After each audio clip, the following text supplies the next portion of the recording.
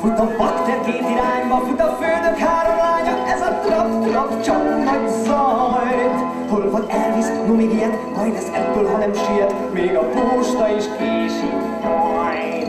19:27, ennyit késni elég szép. Minden utas szinte örjön már.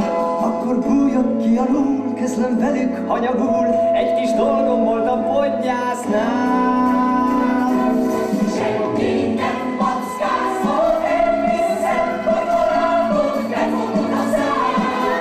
És a postából semmi nem vízzel, a macska adja át. Ez a kuckó várja önt az ágya, az ott fönn, kint az ajtón a becses neve áll. Ugye jó kis műkét adtak, puha piek itt a paplan, és a padlóra egy porszem se száll.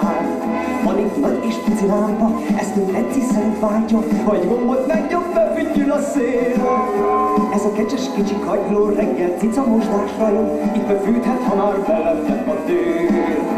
A pincér kopog este, kérdi öntől szinte este, reggel milyen teát hajt? Jó erőset és sokat! Ezt ellenőrzöm csupán, nehogy elfeledje bután, így nem csinálhat soha semmi bajt. Isten finom most a fajban, mint ez a pontos kéz. Már hallható jó utas légésed, mert zammogja majd még visegésed. A macska áll minden éjjel, és mindenütt széjjel néz.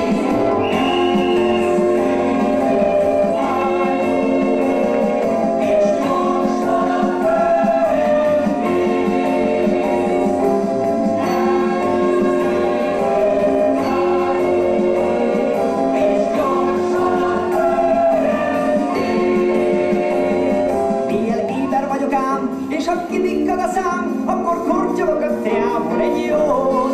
Néha egy kis viszkit is, ettől leszek üde friss, hol ha él előlem, akkor meg nem lóg.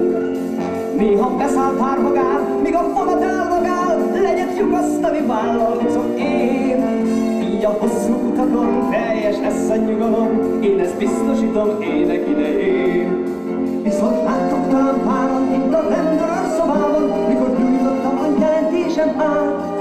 Majd a végállomásnál, ahol mindenki kiszáll, mindig ott voltam, hol megbotlott egy láb.